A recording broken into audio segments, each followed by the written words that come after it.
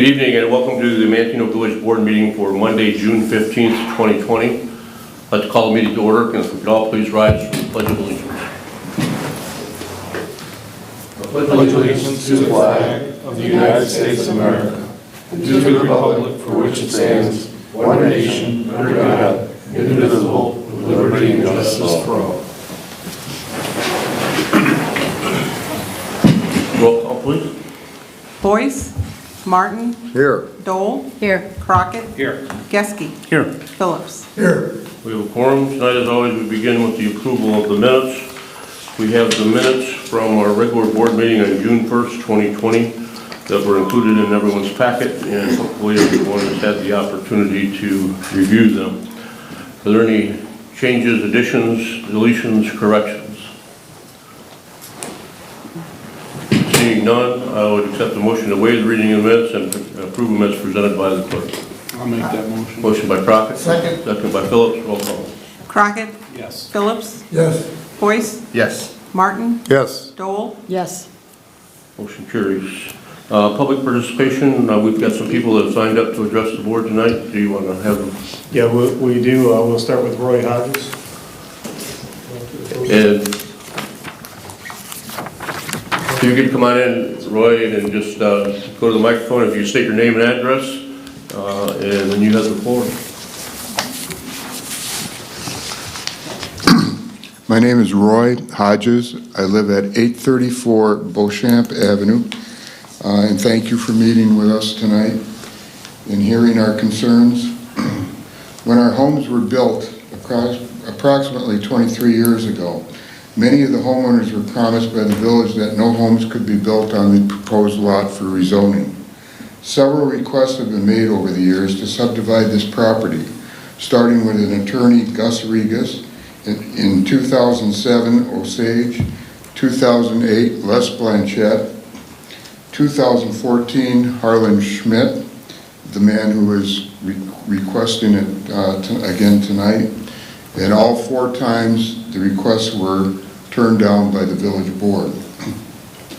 Some of the homeowners' concerns for re-subdivision of the lots are drainage and water pooling at 832 and 834 Beauchamp, flooding at 862 and 864 Beauchamp.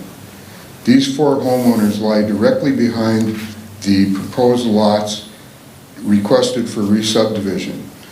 That lot already sits much higher than the lots directly behind on Beauchamp, and all the lots in between are all sloped in our direction. So we get all of that water flow heading towards us.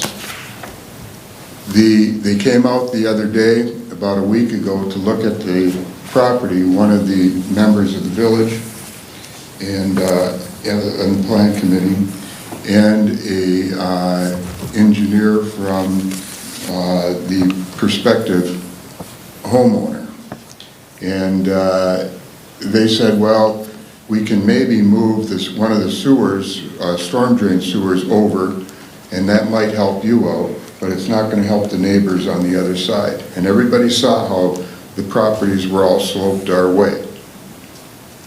Their resolution was building a new home was going to help our situation because they were going to make the water flow mysteriously uphill out to Maple.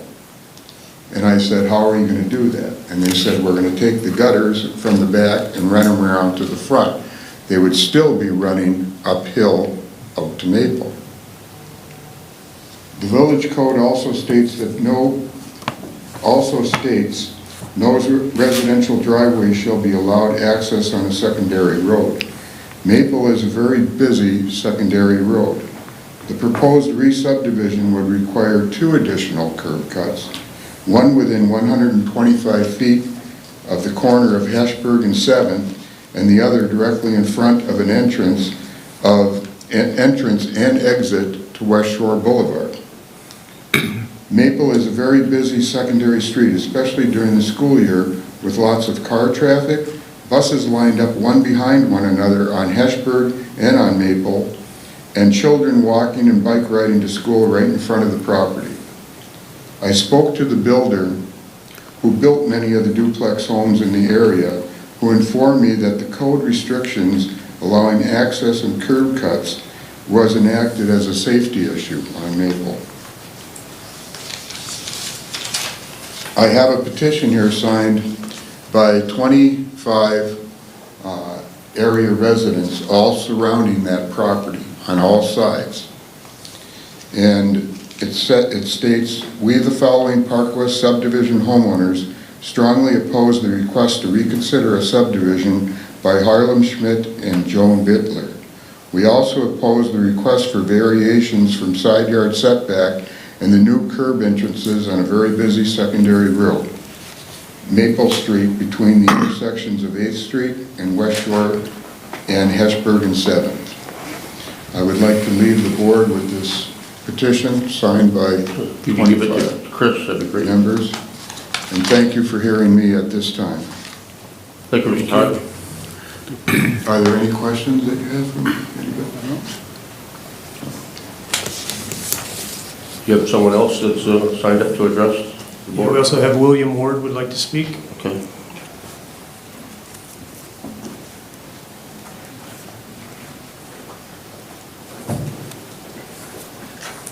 My name is William Ward. I live at 862 Beauchamp.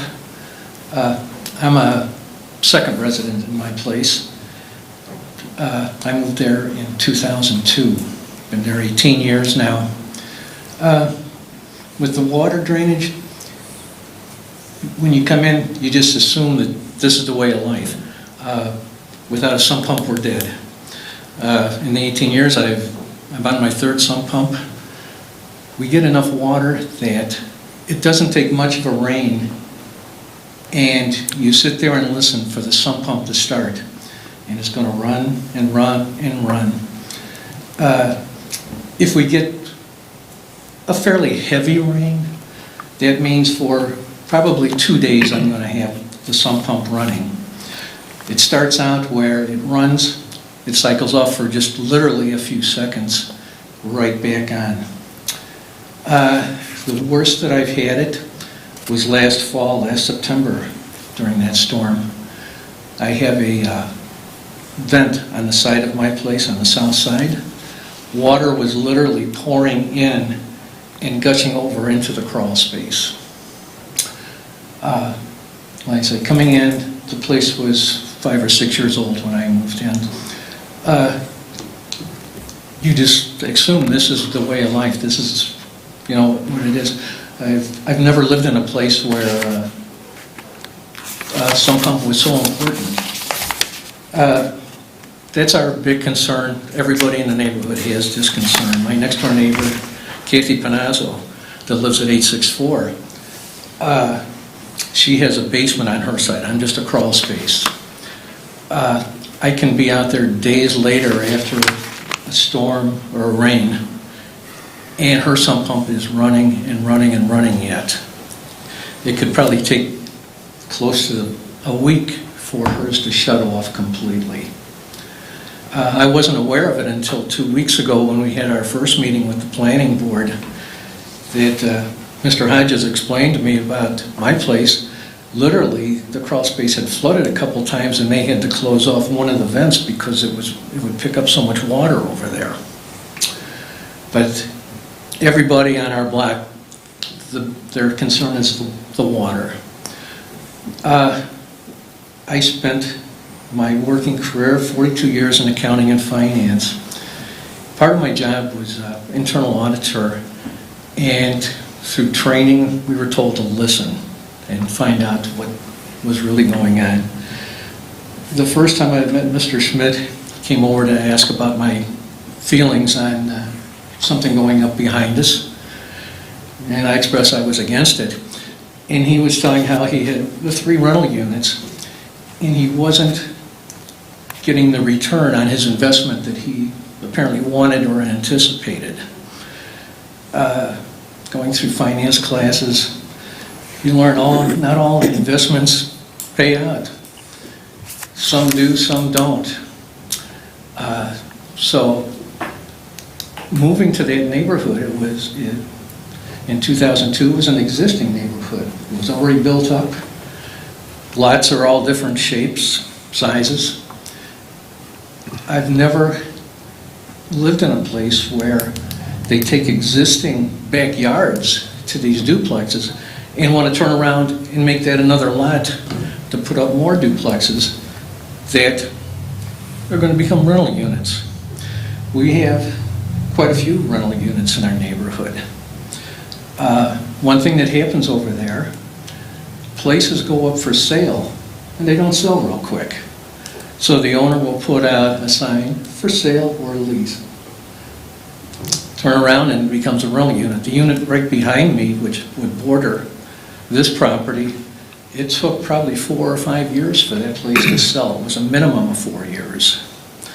I do a bike ride through Manteno in the morning, and as you come around Water Tower north in our neighborhood, you see for rent signs. It's like, I don't know if there's a quota that we have to have with our neighborhood, but it seems like we have more than our fair share already. As it seems like this building, this new duplex, would be strictly, or it's going to be a rental, it's for his investment, it's for him to make money, not to benefit us. 2 weeks ago, when we had people from the village came out and were looking at the property and the slope and the drainage, I asked Mr. Schmidt and his engineer, what do you intend to put up over there? A 1-story, 2-story? We haven't gotten that far yet. And then Mr. Schmidt turned around and made a comment, I might just sell it. I thought, what the heck do we end up with now? You know, this is bad. On our street, we're a bunch of retirees. We're not into the investment properties. These are our homes. We've worked our lives for these places. Personally, I can say I worked a lot longer than normal retirement. So when I did retire, I could afford to pay the taxes, do the upkeep on this place, and have a place to live at for the rest of my days. I just don't see any benefit for any of us for another building to go up over there. It seems like it's at the density that was approved for to start with. I imagine the planning committee and the village board approved this 20-some years ago. The one comment that stuck with me was when the people came out a couple of weeks ago and I mentioned to one of the gentlemen that, you know, this neighborhood was built the way it was designed. And he said, well, things change. And I thought, doggone, we go out and buy property to live in, and here you can come along 20 years later and say, hey, we changed our mind. We want to redo this place, and we can squeeze another building in here. So that's my concerns. We worry about the water, but we worry about what's going to happen with what goes up over there. They talk about the drainage on this building. When you look at the backs of our places, usually you see about 4 downspouts coming off of it. And as Mr. Hodges mentioned, how do you make water run uphill? That no matter what, when you look at that lot from our backyards, it's actually a little lower than the lots on both sides, so it means it's going to get built up a little bit and make more of a slope back toward our homes. So I don't know, I hope you all take that into consideration, that it doesn't seem like it's going to be to the benefit of our neighborhood at all if something like this gets built. Thank you for your time. Thank you. Thank you, Mr. Warren. We have one additional speaker, Patricia Hoffman.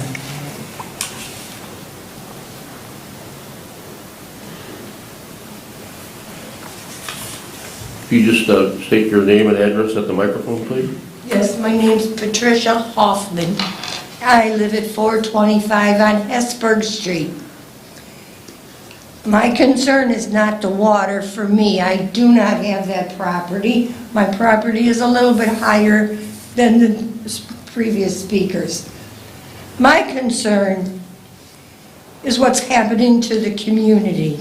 I purchased my home in September 2016, and I was under the impression at the time, which is my own fault, I was under the impression this was a nice, safe community, well-established with homeowners. Only later to find out there was a lot of rental property. To my dismays, which is hearsay, but I'd like to have you bear with me, Joan Bittler is my neighbor. She lives to my east. At the time when I first met Joan, she told me about the extension on the back of her property that she does not develop in any way, yard or garden or anything, but she maintains it. She has it taken care of all the time. Joan is well into her 90s. She's homebound, so she doesn't get out. Unfortunately, with Joan's age, we don't know how much longer she's going to live.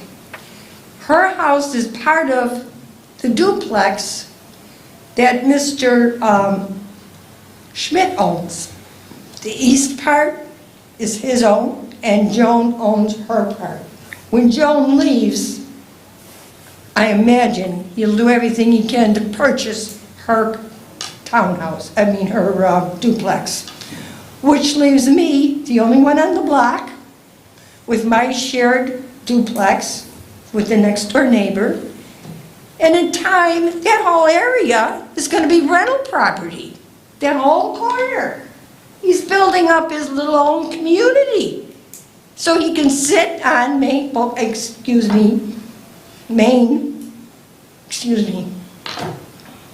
He can sit there at his home and look down Hesburgh and look on Maple and see what his investment got him. A lot of coming and going rental property. I moved to Manteno, like I said, almost 4 years ago. I was born and raised in the south side of the city of Chicago.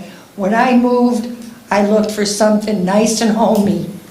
My father was born and raised in Crescent City, Illinois.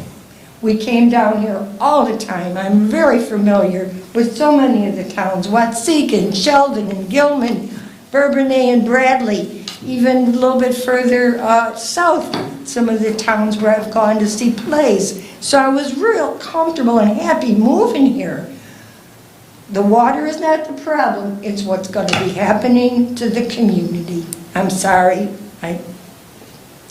It just makes me sad. See all these radical changes taking place right now, and Manteno's a beautiful little town that has so much to offer. Any questions? Thank you, ma'am. Thank you. Thank you. Anyone else? Mr. Hodges wants to add another comment. I will be brief. Thank you for hearing me once again. My name is Roy Hodges, and the one thing I did forget to mention, that we had met with the planning committee on the 28th of May, and we expressed, myself and numerous others, expressed our concerns for this flooding and the new re-subdivision of that property. And they held off making a decision, and they said, well, we were going to send a representative from the village out and the engineer out to talk with the area residents. They were supposed to meet with the area residents and come up with an amicable solution, or try to come up with an amicable solution. And then we would meet 2 weeks from then. So we went to the Planning Commission meeting on Thursday of last week, and we all sat outside of the building here, and nobody was here. The next day I called the village and I said, what's going on? We all showed up at the meeting to let them know there was no resolution. And the lady at the village says, well, they met on their normal night Tuesday. Well, nobody told us that. And we were never able to tell the Planning Commission that there was no resolution with the neighbor. And I just wanted to mention that. Thank you. Thank you, Mr. Hodges. Anyone else? That's all the public participation.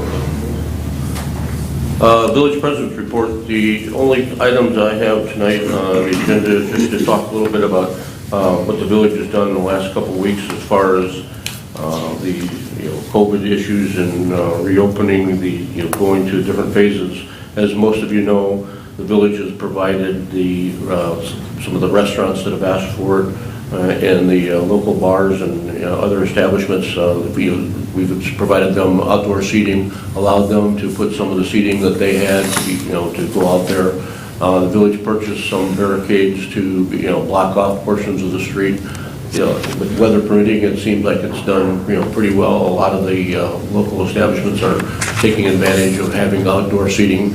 Unfortunately, it's right at the time when we're also in the middle of construction on First Street, which affects a couple of the different establishments, but they've all been very cooperative, and the American Legion has even helped by allowing some space in front of their facility to be used by La Cabana restaurant across the street. So everybody has really stepped up and tried to help each other out as far as allowing as much of the establishments to get out as much as possible. And by driving around and going to the different facilities, I see that the community has done the same thing. And on the nice nights, a lot of places are really full, and we appreciate that. Hopefully, things will be changing here in the next couple of weeks, and at the end of June 26th, 27th, whatever that date is, that we'll be progressing into the next phase. But we are going to obviously continue to follow the state's rules and state's orders, and whatever the state allows us to do, we'll also be following that, and helping our facilities and restaurants as much as we can to provide the equipment that they need, that the village can provide. Hopefully, also, this is our second meeting in June, so our next meeting is in July. Hopefully, come July, the board can meet in a regular with more people here and allow people to congregate. If we do go to the Phase 4, meetings of 50 or less would be allowed, so we'd be able to have pretty much normal meetings. We'd very rarely have that many people coming here. So we get a lot of questions about what's going to happen here. When are you going to open this? When are you going to open that? What's going to happen with the bounce pillow and the splash pad and all the other amenities that we have that are not currently open? And we just don't have the answer for that right now. We're waiting to get the guidance from the state, and we will follow whatever that is. Now, since our last meeting, the Sportsman's Club has made the announcement that they have canceled the 4th of July fireworks. Just because they were concerned about how many people might be here and being able to keep people separate and not knowing exactly how that was going to work. So they did make that announcement, and that is canceled. Over the weekend, there was an announcement that there will be fireworks in Kankakee under some real strict guidelines, and people have to stay in their cars, and hopefully more information will be coming out about that. But there will be no fireworks here in Manteno over the 4th of July, and that was it was a decision by the Sportsman's Club, but they certainly consulted with the village and asked our opinion, both from the police and fire side, and we concurred with their decision. That's all I have. Village Administrator's Report, Mr. LaRock. I have nothing this evening, Mr. Mayor. Committee reports, Public Works and Utilities, Mr. Boyd. Thank you, Mr. Mayor. I have no items tonight. Thank you very much. Properties and Recreation, Mr. Martin. We have a meeting on Wednesday. So the Parks meeting, it's 7 o'clock here, but we're going to meet at 6:30, I think, Jim, on First Street or on Second Street, one of them. But at 6:30, we'll do an outside meeting, and then 7 o'clock we'll meet in here. Other than that, I have nothing. Thank you, Mr. Martin. Public Safety and Health, Mrs. Dole. Thank you, Mayor. I don't have any action items on the agenda tonight. My next public safety meeting will be Wednesday, July 8th at 7 a.m. Here in the boardroom. Talk about a safety tip. With kids' activities being as limited as they are right now, more and more kids are getting on bicycles and riding around town. Last year, we had pushed for all riders to wear helmets for protection, and we would like to encourage that again this year. Also, Manteno has an extensive walking bike path through town connecting parks in South Creek to Legacy Park on the north side of town. Because they are still fairly new, cars may not be used to yielding to bikes and pedestrians crossing the road in these new crosswalks that connect the trails. Village ordinance requires cars and trucks to yield to pedestrians and bicycles by slowing or stopping, whichever is necessary, to allow them to safely cross the road. These crosswalks are marked with paint on the road as well as signs. Please pay attention to these new crosswalks to keep everyone safe. And as mentioned before, golf carts are not allowed on the pass. And that's all I have. Thank you, Ms. Stoll. Planning and zoning, Mr. Crockett. Thank you, Mayor. I have 2 items on the agenda this evening. I'm going to ask, could we possibly table this for further discussion at the planning and zoning meeting that's scheduled for the 23rd? If you're making a motion to table it, we'll vote on it. Okay. Yes, I'd like to make that motion. We have a second? I'll second that. We have a motion and a second to table both ordinances or just the first one? They're both related to this issue at Park West, correct? That's correct. So Yes. they both need to be approved in order for anything to really take place. So I assume you're making the request to table vote. Yes, sir. Okay. We have a motion and a second to table ordinance 20-07 and ordinance 20-08. Can we have a roll call vote, please? Crockett, Yes. Dole, Yes. Boyce, Yes. Martin, No. Geske, No. Phillips. No. I vote no. Okay, so we have ordinance 20-07, an ordinance approving a re-subdivision plat on property located on parcels 03, 02, 16-207, 023, 03, 02, 16, 207, 024, 03, 02, 16-207, 037, and 03, 02, 16, 207, 038 in Manteno, Illinois, in the R2 residential zoning district. Mr. Smith requested this re-subdivision of the extended backyards of several duplex lots he owns on Hesburgh Drive to create a new buildable R2 lot. The new lot will be fronted on Maple Street, where he intends to build a duplex. The immediate area around this lot is also R2 and has numerous duplexes surrounding the property.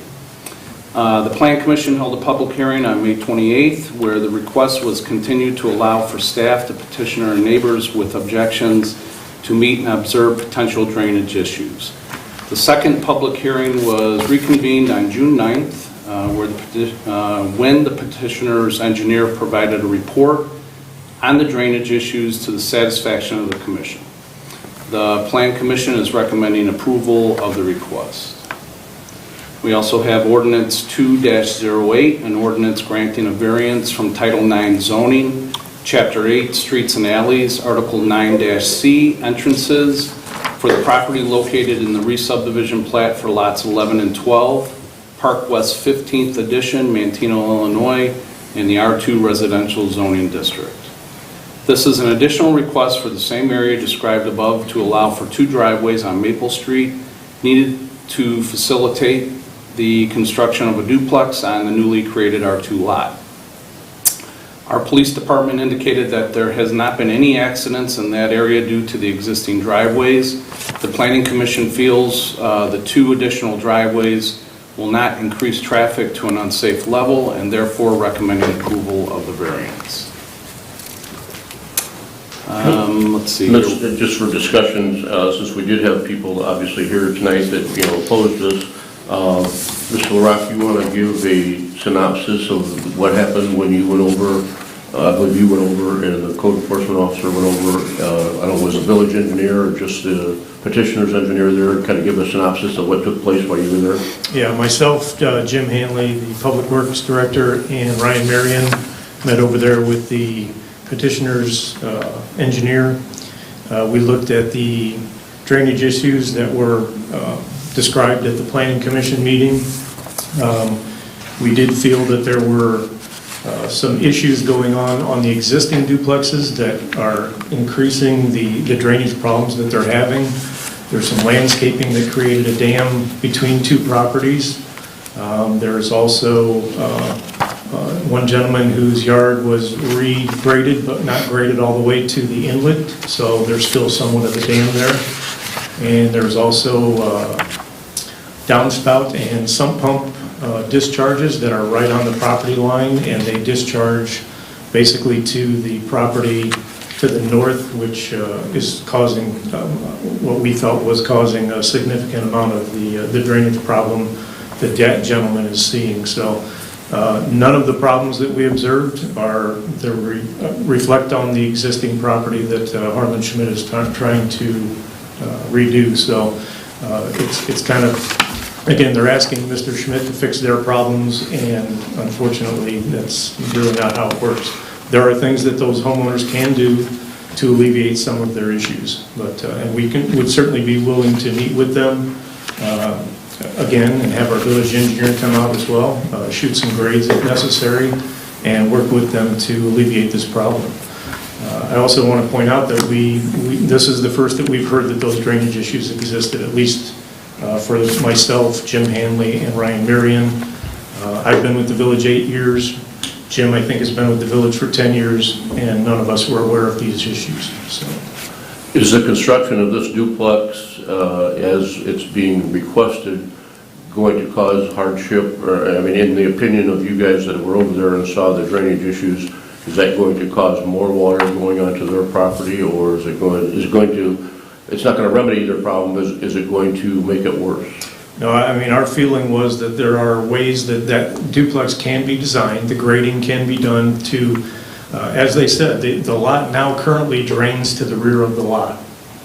So if they build the duplex, they can take all the water from the back of the duplex, raise it up to a point where it drains towards Maple Street. So essentially, they would be taking half of that lot, taking the water east to Maple Street, thereby alleviating some of the problems. But again, there's an inlet in between those lots, and any of the water that's coming from Mr. Harlan Schmidt's lot would get to that inlet before it runs back uphill into the backyards of those other duplexes. So the drainage issue that was described by the people that spoke earlier, you don't feel that this is going to increase that whatsoever? No, in fact, I think it would alleviate some of it. And the safety issue as far as additional driveways onto Maple Street, the police gave a recommendation. I'm not sure what else, what else we can actually ask for. And to correct that statement, the village board and the planning commission has never denied this. It's never gotten that far. The times that it has come to the village, there were staff members who told them he was not able to do that, including myself about 5 years ago. When he approached the village again, Ryan reached out to Joe Kankar, our village attorney, and asked him, could there be a variance for those driveways on Maple Street, because the ordinance doesn't allow for it. We were, myself and previous employees of the village had made that determination that you could not get a variance for that. Joe corrected us and said, no, you can get a variance for that. So that's why this is moving forward. And in terms of, yeah, the danger of it, there are 2 driveways now directly across the intersection of 8th Street. So this will be south of that intersection. Again, I think Ryan checked with the chief of police, and we've not had any issues there that they're aware of. Two additional driveways, nobody feels that that's going to raise the traffic level to an unsafe level.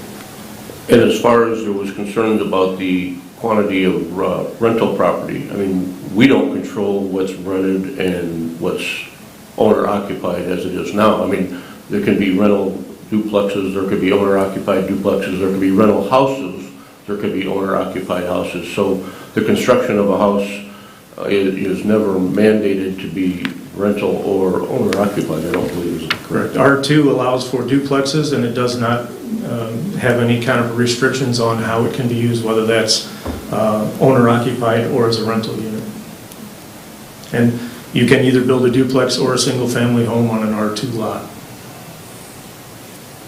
So if a duplex is built, it could potentially be divided and sold, or it could potentially be ready for rental property. Correct. Any other questions in regards to ordinance 2007 and 2008?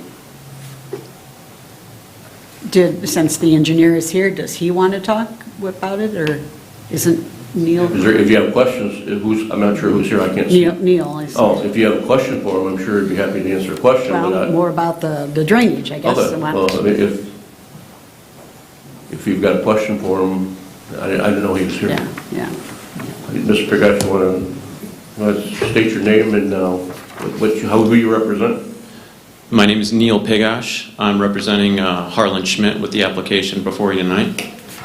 So my question is more about the drainage. I mean, what did you find? I mean, I got this nice little picture too, but I just wondered what more can you tell us about the drainage, and other than what Chris has already said? Or So I can go into, Chris gave a good synopsis. I can go into a little bit more detail about what we saw out there if the board wants that. Sure. I mean, if, Ms. Dole wants more, sure, absolutely. Yeah. Okay. First of all, thank you for having me here tonight. Appreciate the time. At our May 28th Planning Commission meeting, the Planning Commission recommended that we go on site and try to discuss some of the issues and possibly come to a resolution, possibly, and look at maybe what some of the issues were being caused by. We met on site on Monday, June 1st with the aforementioned people that village administrator mentioned at approximately 3 p.m. Initially, my first observations upon arriving to the site is that the existing storm sewer inlet in the rear of the lot is about 6 to 9 inches higher than the low points on the existing townhomes to the west. So the drainage coming from the west is not even able to make it into the grate. Also, I noticed right away that nowhere in the vicinity of this were there any signs of dead grass or standing water, which I would have expected to see given the recent rains. Also, as Code Enforcement Officer mentioned, there's been no actual formal complaints with the village of drainage issues in this area. The second noticeable item is that Mr. Hodges' residence seems to have created a lot of the surrounding drainage issues. Mr. Hodges admittedly stated that a landscaper graded his yard, and it was done without the assistance or supervision of an engineering or surveying firm nor village staff. Mr. Hodges' existing sump pump discharges to the east and runs all the way along his south property line, whereby his landscaping is blocking his neighbor's yard from the south from freely draining to the north. Also, on the north lot line of Mr. Hodges, between Mr. Hodges and Mr. Ward, his roof downspouts are right on the property line, and that side yard is graded straight to the north towards Mr. Ward's property, which is probably the reason that he had to block up his crawl space fence. There is no swale between the two homes directing water to the east and west as it's shown in the neighborhood drainage plan. The property owner's rear yards at 862 and 864 Beauchamp have low points in them in the midpoints of the rear yard, so the water never gets fully to the east lot line, which probably explains why the pooling in the yard lasts for a couple days. There are no positive drainage paths from these areas, which creates the ponding water.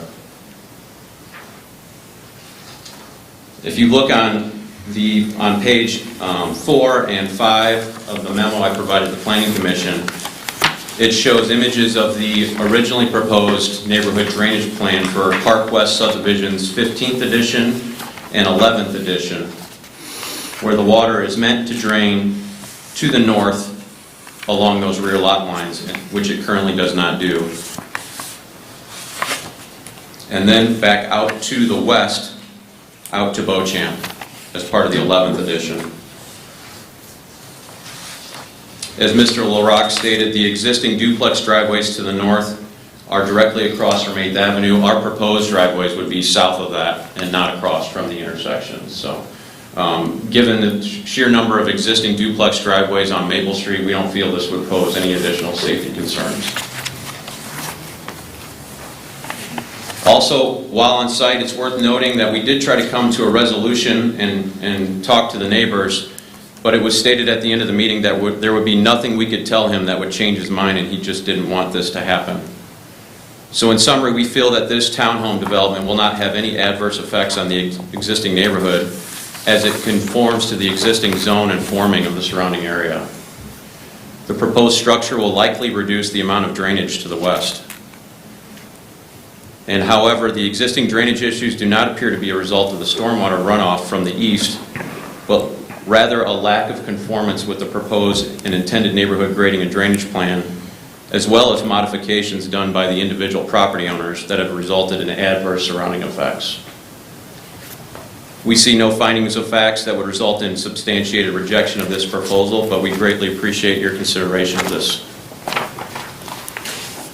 Anyone have any further questions of Mr. Pigot? No, no. Thank you. Thank you. Mr. Crockett? Yes, sir. Give me just a second here. So we do have a Planning and Zoning Committee meeting scheduled for Tuesday, June 23rd, 7 a.m. at the Village Boardroom. And we do have a Planning Commission meeting scheduled for Thursday, July 14th, here in the Village Boardroom as well. And that's all I have for this evening. Thank you, Mr. Crockett. Finance, Mr. Geske. Thank you, Mayor. The only item I have this evening is payment of bills in the amount of $466,674.21, which includes TIF bills in the amount of $53,442.04 from TIF 1 and $110 from TIF 3. We have not had any bills authorized or paid between board cycle, and our next Finance Committee meeting is scheduled for July 8th at 7 a.m. Thank you, Mr. Geske. General Government, Mr. Phillips. I have nothing for that. Okay, so the items that we're voting on the consent agenda tonight are as follows. Under old business, we have nothing. Under new business, we have ordinance 2007, an ordinance approving a re-subdivision plat on property located on parcels 0302 16207 023, 0302 16207 024, 0302 16207 037, and 0302 16207 038 in Manteno, Illinois, in the R2 Residential Zoning District. Item number 2 is ordinance 2008, an ordinance granting a variance from Title 10 zoning, Chapter 8, Streets and Alleys, Article 9-C entrances for the property located in the re-subdivision plat for lots 11 and 12, Park West, 15th Edition, Manteno, Illinois, in the R2 Residential Zoning District. Finally, a motion to pay the bills in the amount of $466,674.21, which include $53,442.04 of TIF 1 and $110 in TIF 3. Are there any items on the consent agenda that need to be voted on individually? Seeing none, I would accept the motion to approve by unanimous vote the ordinances, resolutions, orders, motions and orders contained in the consent agenda as read. I'll make that motion. Motion by Martin. Second. Second by Boyce. Roll call. Martin? Yes. Boyce? Yes. Dole? Yes. Crockett? Yes. Geske? Yes. Phillips? Yes, Motion carries. I accept a motion to approve by unanimous vote the ordinances, resolutions, motions, and orders contained in the consent agenda as read. I'll do it By again. Martin. Second. Second by Geske. Roll call. Martin? Yes. Geske? Yes. Boyce? Yes. Dole? Yes. Crockett? Yes. Phillips? yes. Motion carries. Comments? Do you have anything tonight, Mr. Boyce? No comments tonight, thank you, Mr. Mr. Mayor. Martin? Nothing. Mrs. Dole? Not tonight. Mr. Crockett? Nothing, Mayor. Mr. Geske? I do not. Mr. Phillips, everybody's quiet tonight. This is our last meeting before the 4th of July. While the fireworks has been canceled, I'm sure that we always have an array of fireworks that happen throughout the village that are not necessarily licensed, and the police get a lot of calls. They unlicensed fireworks are illegal in Illinois, and we know that people go across the state line and pick things up and bring them over here. But if they're set off and we get a lot of calls, the police will be responding. So please be careful with any of the things that people take place or that they do over the 4th of July weekend. We won't be having another meeting until after that. So please obey the rules and stay safe. With that, I would accept the motion to adjourn. I'll make that motion. Motion by Crockett, I'll second. second by Dole. Roll call. Crockett? Yes. Dole? Yes. Boyce? Yes. Martin? Yes. Geske? Yes. And Phillips? Yes. Motion carries. Thank you very much for coming and for watching.